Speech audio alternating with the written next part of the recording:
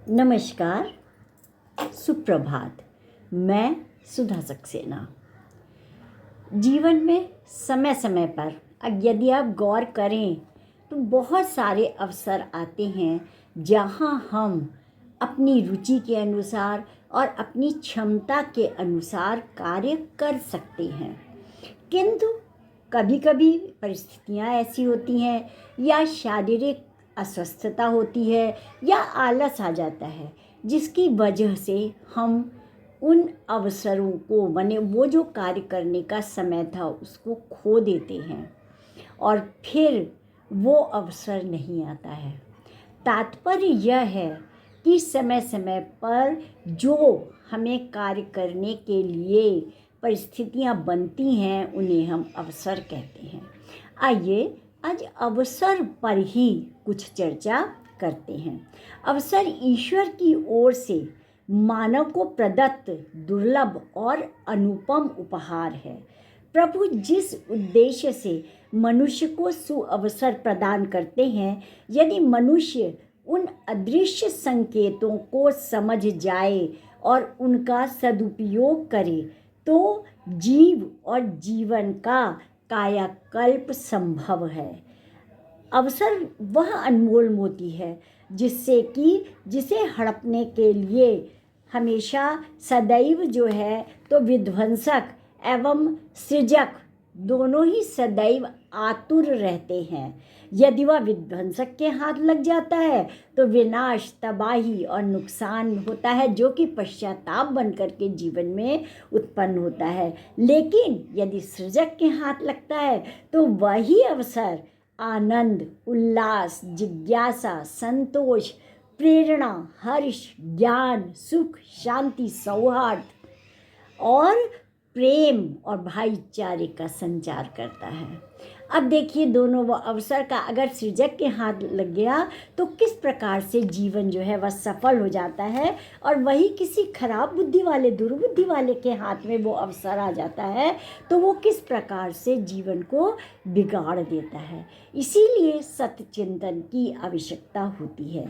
ईश्वर द्वारा प्रदत्त अवसर का सदुपयोग या दुरुपयोग हमारे भावी व्यक्तिगत और व्यक्तित्व के अच्छे बुरे होने का विश्लेषण भी करता है। ईश्वर इस धरती पर किसी भी जीव के जीवन को अवसर को निरर्थक नहीं प्रदान कर किया है। माने कि ईश्वर ने जो जीवन प्रदान किया है वह किसी भी जीव को निरर्थक नहीं प्रदान किया है, उसका कुछ लक्ष्य है और वह हर जीव को श्रेष्ठ कृति के रूप में इस धरती पर अवसर देना चाहता है और देता भी है। आवश्यकता इसकी है कि हम उसको समझ पाते हैं या नहीं समझ पाते।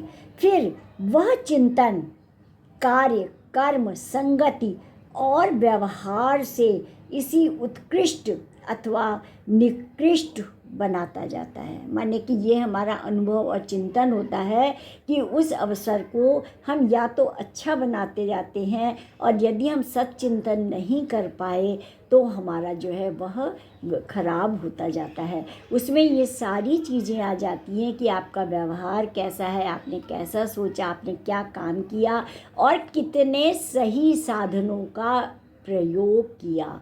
उस मंजिल पर पहुंचने के लिए हमने कितने सही साधनों को अपनाया और उस मंजिल पर अपनी निगाह रखी।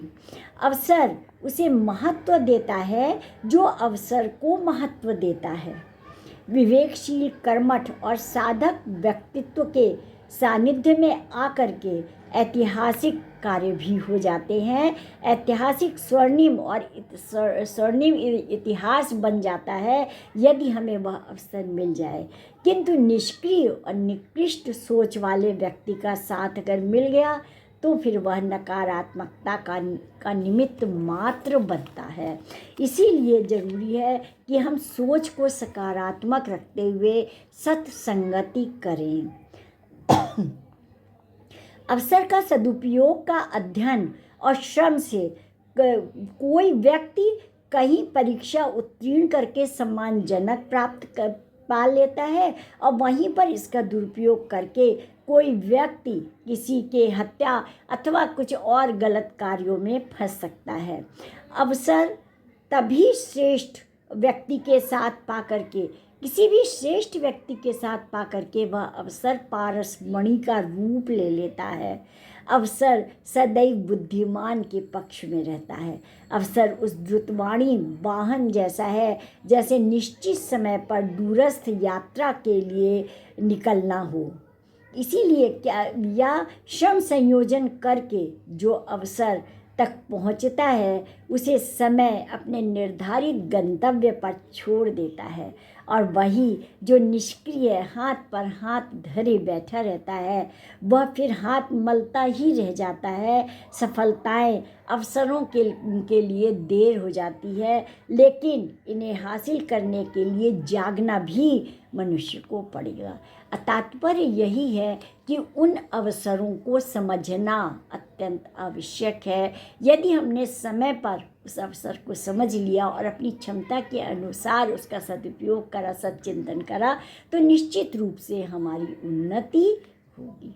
तो आज इतना ही। अवसरों को पहचानिए और अपने जीवन को सरल और सफल बनाइए। और मेरे विचार अगर अच्छे लगते हों तो इसको आगे बढ़ाइए, सब्सक्राइब करिए और लोगों को भेजिए। धन्यवाद। नमस्कार।